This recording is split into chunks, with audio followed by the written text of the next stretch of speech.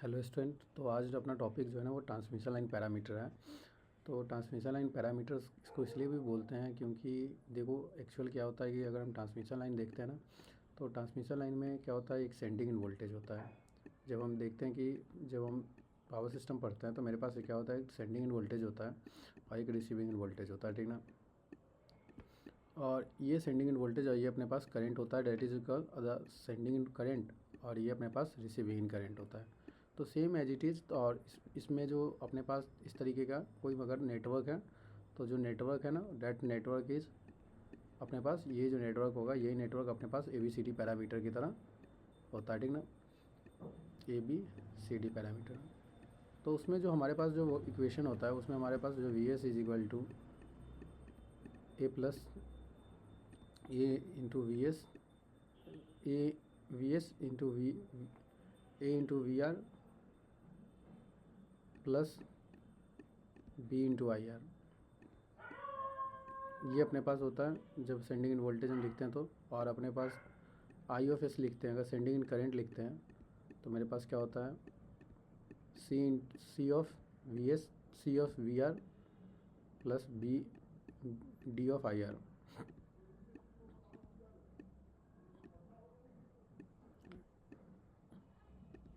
तो ये मेरे पास ना इक्वेशन हो जाता है, अपने पास दोनों इक्वेशन हो जाते हैं, सेंडिंग इन वोल्टेज और receiving end, sending end voltage और रिसीविंग इन सेंडिंग इन करंट। तो ये सेम एज इट इज़ ना, तो ये अपने पास ABCD पैरामीटर्स की तरह है। तो यहाँ पे क्या है कि करंट का डायरेक्शन, लेकिन हम लोग जो टू पोर्ट नेटवर्क पढ़ते हैं वो टू पोर्ट नेटवर्क में क्या होता है कि दोनों करंट ना इंट्री होता है, इस पोर्ट के अंदर हम करंट को इंटर करते हैं। तो इसीलिए यहाँ पे करंट क्या होता है ना कि अगर हम देखते हैं तो there is no restriction with the terminal voltage and the current should be independent, और कोई भी डिपेंडेंट वेरिएबल के लिए। तो कभी भी हम इंडिपेंडेंट वेरिएबल के लिए तो सेट ऑफ पैरामीटर अगर देखोगे तो ये होता है V1 is equal to A V1 B1। अगर इनपुट पोर्ट के लिए अगर देखते हैं कि set of parameter related to the input port to the output port, तो हमारे पास क्या होता है ना, इस तरीके का अपने पास लीनियर नेटवर्क होता है। लेकिन हमारे पास क्या है कि पोर्ट में हम लोग करंट को इंटर करते हैं, तो इसीलिए मेरे पास क्या होता है कि I2 करंट ना नेगेटिव हो जाता है, जिसकी वजह से यहाँ पे जो दोनों साइन जो है ना वो नेगेटिव में चेंजिंग हो जाता है।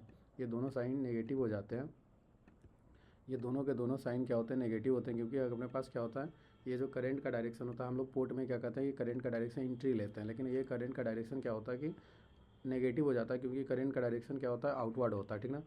तो V1 I1 ABCD, और ये अपने पास V2 माइनस I2, ये अपने पास, तो ये ट्रांसमिशन लाइन पैरामीटर अपने पास क्या होता है कि ABCD जो होता है और ट्रांसमिशन लाइन पैरामीटर्स होते हैं। तो हम लोग देखते हैं कि अगर ये इक्वेशन देख ले, इक्वेशन 19.22 एंड 19.23, तो मेरे पास क्या है कि इनपुट वेरिएबल हो गया V1 I1 to the output variable V2 minus I2। Notice the computing the transmission parameters, तो पैरामीटर्स के अंदर minus I2 use rather than I2। अपने पास जो ट्रांसमिशन पैरामीटर में हम लोग I2 यूज कर देते हैं, अगर रिसीविंग इन वोल्टेज को हम लोग I2 ले लेते हैं, तो यहाँ पे क्या है, रैदर देन हम लोग माइनस I2 यूज करेंगे, ठीक ना। यही चीज़ एक क्या है कि क्योंकि यहाँ पे क्या होता है, करंट ना एसोसिएटेड होती है लिविंग द नेटवर्क्स। करंट क्या होता है, लिविंग द नेटवर्क होता है, तो हम लोग इस तरीके से I2 करके ले लेते हैं, ठीक ना। तो ये अपने पास हो जाता है पूरा ट्रांसमिशन पैरामीटर। तो ये इसी को हम लोग ABCD पैरामीटर बोलते हैं, जिसमें हम लोग अगर ट्रांसमिशन पैरामीटर को कैलकुलेट करते हैं, जिसमें सेंडिंग वेरिएबल होता है V1 I1, और रिसीविंग इन वेरिएबल अपने पास हो गया V2 माइनस I2। तो अपने पास जो इक्वेशन निकालते हैं हम लोग ट्रांसमिशन लाइन पैरामीटर में, वो एक होता है ओपन सर्किट वोल्टेज। जब वोल्टेज को अगर ओपन सर्किट करोगे तो ये अपने पास A पैरामीटर निकल जाएगा, V1/V2 that is voltage gain, open circuit voltage ratio ये अपने पास। तो ये ओपन सर्किट वोल्टेज रेशियो है, और I2 के वैल्यू को जीरो करोगे और शॉर्ट भी करोगे, सेकेंडरी को ओपन करोगे, सेकेंडरी को जब ओपन करोगे तो एक तो तुम्हारे पास ओपन सर्किट क्या हो जाएगा, वोल्टेज रेशियो आ जाएगा, और C तुम्हारे पास ओपन सर्किट ट्रांसफ़र एडमिटेंस आ जाएगा, current by voltage that is called open circuit transfer admittance हो जाता है, ठीक ना। तो ये अपने पास ट्रांसफ़र एडमिटेंस इसलिए बोलते हैं हम लोग, क्योंकि क्या है कि पहले का करंट और दूसरे का वोल्टेज, इसलिए हम लोग ने इसको ट्रांसफ़र एडमिटेंस बोलते हैं। और अपने पास ना ट्रांसफ़र इसलिए बोला जाता है। और यहाँ भी देखो अपने पास ना, अगर हम देखते हैं कि B पैरामीटर, तो ये नेगेटिव ऑफ ट्रांसफ़र इम्पीडेंस होता है, क्योंकि ये अपने पास शॉर्ट सर्किट है। हम V2 का वैल्यू को जीरो करते हैं, दोनों V2 के वैल्यू को जीरो करते हैं मेरे पास, तो V1 माइनस I2 ये अपने पास क्या होता है, ये शॉर्ट सर्किट, नेगेटिव में शॉर्ट सर्किट ट्रांसफ़र इम्पीडेंस और नेगेटिव में शॉर्ट सर्किट करंट रेशियो। तो A and D are the dimensionless, B जो होता है ओम्स और C जो होता है वो सीमेंस में होता है, जो कि हमारे पास ट्रांसमिशन पैरामीटर में डायरेक्ट रिलेशनशिप बिटवीन होता है इनपुट आउटपुट वेरिएबल में। They are useful for the cascade network, जो कि कैस्केडिंग नेटवर्क के लिए हमारे पास होता है, ठीक ना। तो सेट ऑफ पैरामीटर अगर देखोगे ना, तो set of parameter defining the expressing the variable of output port in the terms of the variable at the input port.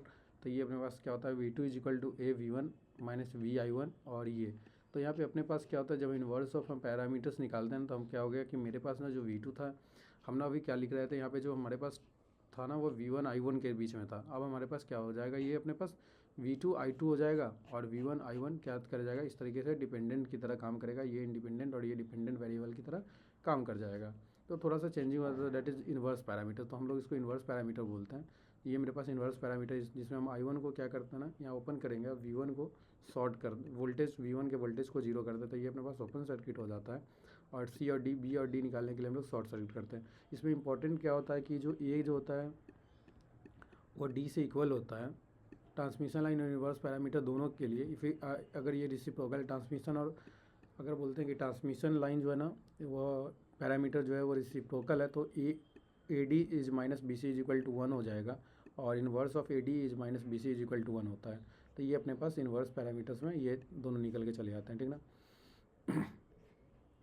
मेरे पास अगर हम ये ट्रांसमिशन लाइन पैरामीटर और टू पोर्ट नेटवर्क देखते हैं तो मेरे पास क्या है कि ये अपने पास एक इक्विवेलेंट सर्किट है, ठीक ना। और इस सर्किट में अगर हम कैलकुलेट करना चालू करते हैं तो मेरे पास क्या होता है ना कि ये अपने पास क्या होगा कि अगर हम इसमें निकालते हैं ना ABCD पैरामीटर को कैलकुलेट करते हैं, तो देखो ABCD अगर पैरामीटर को कैलकुलेट करोगे तो तुम्हारे पास क्या है, हमारे पास एक तो ओपन सर्किट वोल्टेज, एक बार हम क्या करते हैं ना कि वोल्टेज को जीरो करते हैं, I2 के वैल्यू को जीरो करेंगे, और एक बार क्या करेंगे ना कि V1 के वैल्यू को जीरो कर लेते हैं। तो मेरे पास I2 के वैल्यू को अगर जीरो करते हैं तो मेरे पास क्या है कि आउटपुट पोर्ट को ओपन कर लिया, आउटपुट पोर्ट को ओपन कर लोगे, ये करंट, यहाँ का करंट क्या हो जाएगा, जीरो हो जाएगा। This means this current will be zero, I2 current is equal to zero.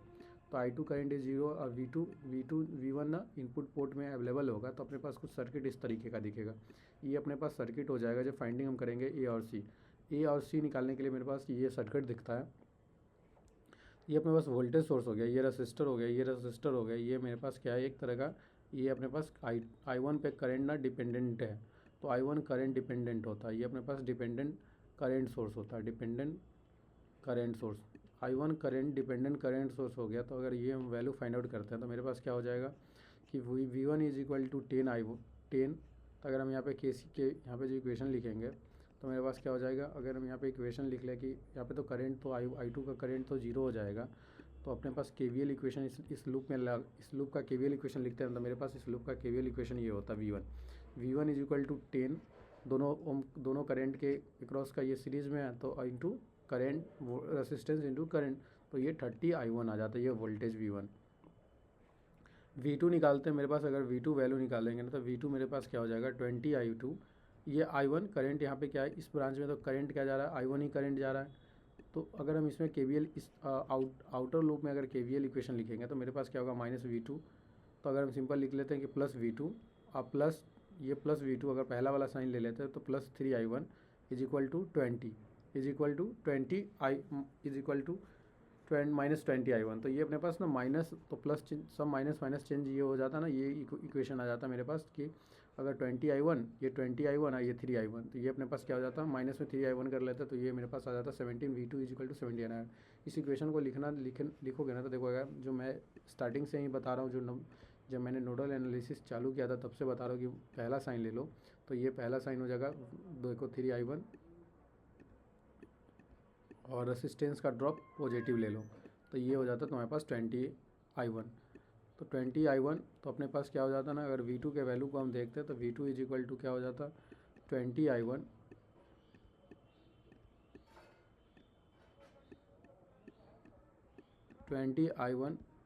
Minus का 20I1 माइनस का क्या हो जाता, ये अगर हम ले लेते तो ये 20I1, तो ये अपने पास साइन उधर चला जाता तो पॉजिटिव, तो इस साइन को ना हम पॉजिटिव ले लेते हैं, इस साइन को पॉजिटिव ले लेते हैं, सब साइन बदल देते हैं। तो ये हो जाता अपने पास क्या 20, ये माइनस का 3I1, तो ये भी तुम्हारा क्या हो जाता माइनस का 3I1, तो इसको भी हमने माइनस पॉजिटिव ले लिया, V2 को पॉजिटिव लिया, इसको भी पॉजिटिव लिया, तो ये हो जाता अपने पास। तो ये अपने पास आ जाता क्या V2 is equal to I2 minus I1 होता ना यहाँ पे, तो I2 माइनस इस ब्रांच का करंट निकालते तो I2 माइनस I1 होता, तो हम I2 का था वैल्यू जीरो होता तो -20I1 हो जाता, तो ये -20I1 हो जाता, जो कि पॉजिटिव कर लिया। तो मैंने ये जो साइन था वो -20I1 होता ना, क्योंकि हम जो लिखते हैं वो अगर कॉमन ब्रांच में तो I2 minus I1 higher potential था, I2 का था वैल्यू जीरो था, तो ये भी मेरे पास क्या होता -20 I1 के अप्रॉक्स जाता। तो ये अपने पास -20 I1 था, तो ये दोनों इधर चला था, तो ये दोनों पॉजिटिव कर लेते, इसको भी पॉजिटिव ये। तो ये तुम्हारे पास ना, ये देखो इधर ले लोगे ना तो 20 I2 - I1, तो 20 I1, ये तो 20 I1, और ये भी ये पॉजिटिव हो जाता, तो ये पॉजिटिव हो जाता, ये नेगेटिव था। तो जो नेगेटिव वाला पॉजिटिव बदल लेते, नेगेटिव, अब पॉजिटिव वाला नेगेटिव बदल लिए। तो ये अपने पास V2 का इक्वेशन है, जो आउटपुट पोर्ट में इक्वेशन लिखा हुआ मेरे पास क्या है 20 I1 = 3, तो 17 I1 आ गया, ठीक है।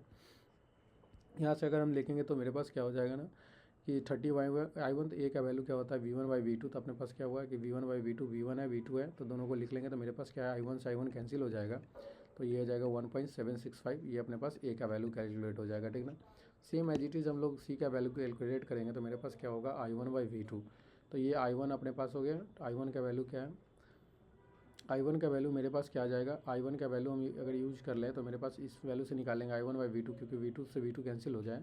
तो अपने पास ना क्या होता है कि अगर I1/V2 तो ये हो जाता, तो अपने पास क्या हो जाता I1/V2 ये हो जाता अपने पास I1 का value 17 divided by V2, 1/V2/17 हो जाता। तो मेरे पास क्या हो जाता है वोल्टेज बाई इम्पीडेंस, ये अपने पास क्या होता है इम्पीडेंस एडमिटेंस निकल जाता है वोल्टेज बाई करंट।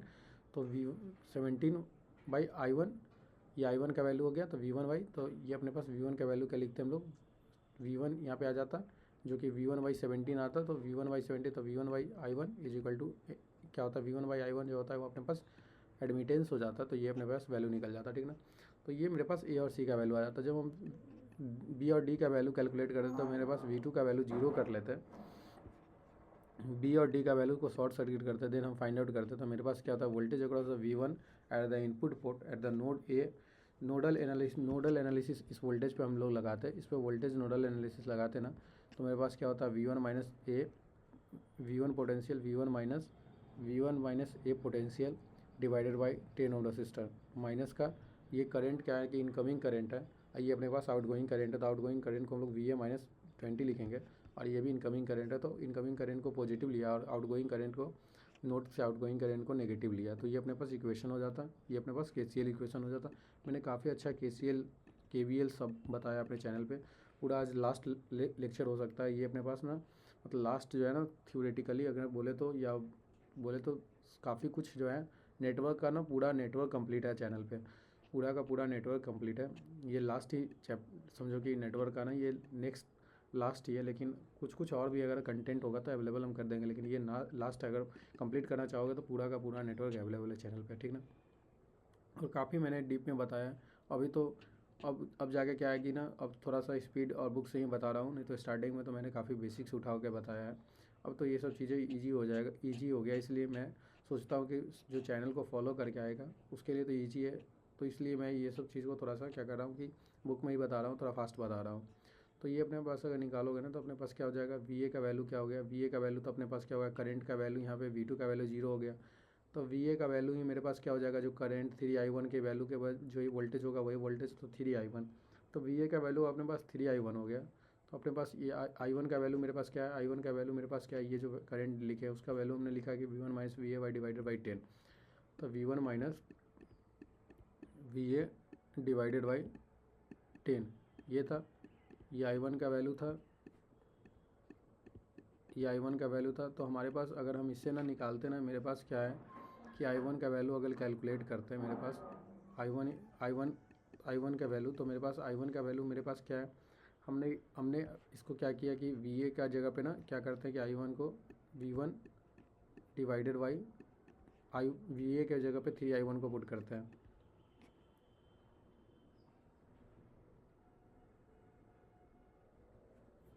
V1 की जगह पे ना हम लोग V1 की जगह पे V1 की जगह पे हम लोग 3I1 को पुट कर लेते हैं, और ये मेरे पास I1 था, ठीक ना, = ये अपने पास I1 था डिवाइडेड बाई 10, तो ये 10I1 और ये 10I1 ये उधर चला जाएगा तो 13I1, तो V1 का वैल्यू जो आ जाएगा मेरे पास वो 13I1 आ जाएगा, ठीक है। V1 का वैल्यू क्या आ जाएगा 13I1, यही हमारे पास लिखा है कि V1 का वैल्यू 13I1 और VA का वैल्यू हमारे पास 3I1। अब ये दोनों इक्वेशन को यूज करके ना हम लोग इस इक्वेशन में ना जो है KCL इक्वेशन, इसको रिप्लेस करके हम लोग क्या कर सकते हैं कि I1 और I2 D और B पैरामीटर्स फाइंड आउट कर सकते हैं ABCD ट्रांसमिशन पैरामीटर के लिए। देखो अब यहाँ पे हम रिप्लेस किए तो मेरे पास क्या हो गया कि I1 हो गया, मैंने I1 ये तो I1 ही था, V1 माइनस VA/10 जो था I1 था, I1 हो गया, और 3I1 डिवाइडेड जो VA/y हमने लिखा था VA/20, इसको लिख दिया मैंने 3, VA को रिप्लेस कर दिया 3 से, तो 3I1 divided by 20 plus I2। जब इसको सॉल्व करते तो मेरे पास I1 I2, तो इसको सॉल्व करोगे तो 17, LCM 20 ले लोगे तो ये 20 हो जाता, -3 तो 20, और I2 को इधर ले लेते तो -I2, तो 17/20 I1 इक्वल टू -I2। तो डी का वैल्यू ना -I1/I2 is equal to 20/70, that is equal 1.176। ये तुम्हारे पास डी का वैल्यू आ जाता।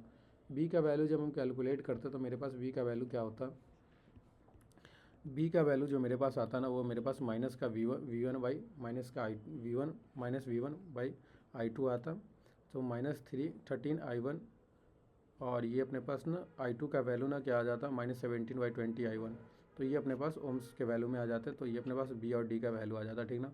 तो इस तरीके से हम लोग क्या कर सकते हैं कि ABCD पैरामीटर्स के ना सारे क्वेश्चन को सॉल्व कर सकते हैं, ठीक ना। और भी प्रॉब्लम को हम लोग नेक्स्ट लेक्चर में देखेंगे, तब तक के लिए यहीं पर रखते हैं हम लोग, आज के लिए इतना ही रखते हैं, ठीक है। तो देखो, अगर कोई डाउट होता है तो कमेंट बॉक्स में मेंशन करो, और वीडियोज़ को लाइक कर दो और चैनल को सब्सक्राइब कर लो, ठीक है। तो आज के लिए इतना ही रखते हैं, थैंक यू।